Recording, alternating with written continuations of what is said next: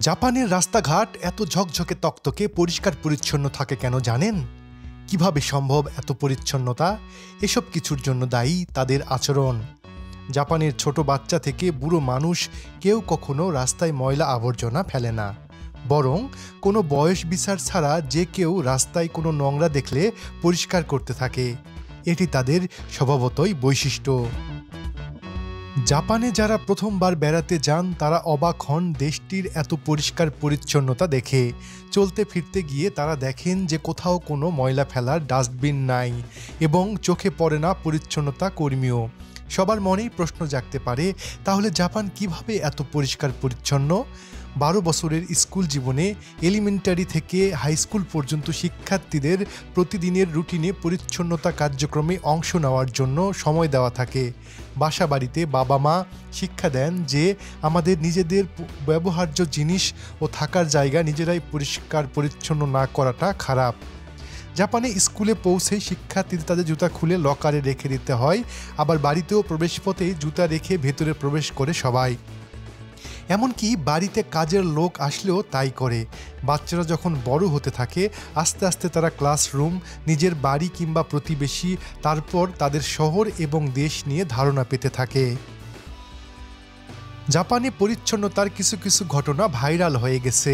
2014 ও 2018 সালের ফুটবল বিশ্বকাপে জাপানের খেলা শেষে সমর্থকদের স্টেডিয়াম পরিষ্কার করার মতো ঘটনা বিশ্বকে আলোড়িত করেছিল।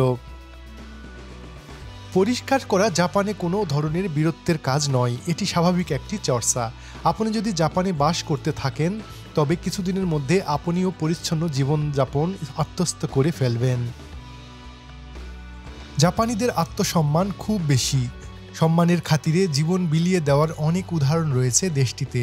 জাপানের বেশ কয়েকজন প্রধানমন্ত্রী অল্প কয়েকটি নির্বাচনী প্রতিশ্রুতি পূরণ করতে ব্যর্থ হওয়ায় স্বেচ্ছায় পদত্যাগ করেছেন।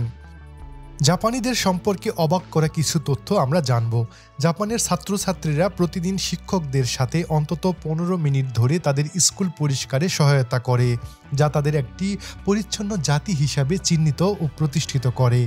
বিশ্বের একটি ধনী দেশ হয়েও তারা ঘরে কোনো কাজের মানুষ রাখে না।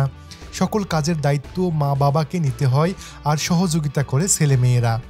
জাপানে শিক্ষা জীবনের প্রথম 6 বছর শেখানো হয় নৈতিকতা ও আচার ব্যবহার সম্পর্কিত বিষয়, যাতে কিভাবে মানুষের সাথে আচার ব্যবহার করতে হবে তা শিক্ষার্থীরা জানতে পারে। জাপানিরা রাস্তায় ময়লা ফেলে না, তাদের ধূমপায়ীরা ব্যাগে করে ছাইদানি নিয়ে ঘোরে। জাপানের রাস্তায় সিগারেটের ছাই পর্যন্ত ফেলা নিষিদ্ধ। জাপানের রেস্টুরেন্ট ও ট্রেনে মোবাইল ফোন ব্যবহার নিষিদ্ধ। জাপানের শিক্ষা জীবনের প্রথম 3 বছর কোনো পরীক্ষা হয় না, কারণ তারা মনে করে লেখাপড়া চরিত্র গঠনের জন্য, পরীক্ষা নেওয়ার জন্য নয়। আমাদের দেশে অফিসে ঘুমানো খুবই খারাপ হিসাবে ধরা হয়, কিন্তু জাপান এর সম্পূর্ণ উল্টো। জাপানে অফিসে ঘুমালে ভাবা হয় ঘুমন্ত ব্যক্তির উপর কাজের প্রচুর চাপ ছিল। তখন বসের সামনে তারা ভাবমূর্তি খারাপ না হয়ে আরও ভালো হিসাবে ধরা দেয়। জাপান অনেক উন্নত দেশ, হয়তো ভাবতে পারেন তাদের জমি অনেক উর্বর, সেখানে প্রচুর ফসল ফলে, কিন্তু তা নয়। জাপানের 70% ভূমি হচ্ছে পাহাড়ি। এছাড়াও জাপান দেশটিতে 200-র মতো আগ্নেয়গিরি রয়েছে। ধন্যবাদ সবাইকে।